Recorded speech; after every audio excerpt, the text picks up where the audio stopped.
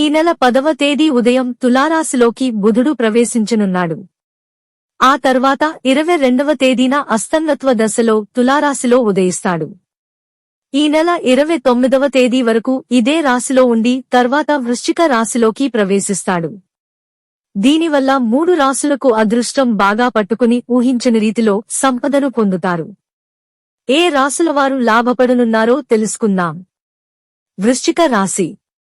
ఈ రాశి జాతకులకు దశ తిరిగిపోతోంది.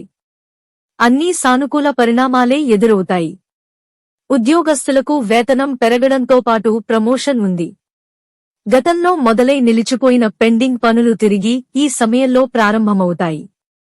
ఆర్థికంగా మంచి స్థాయికి చేరుకుంటారు. మకర రాశి. వ్యాపారస్తులకు లాభాలున్నాయి.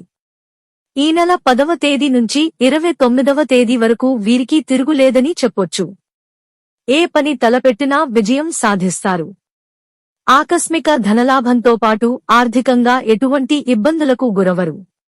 ఉద్యోగస్తులకు ప్రమోషన్తో పాటు వేతనం పెరుగుతుంది.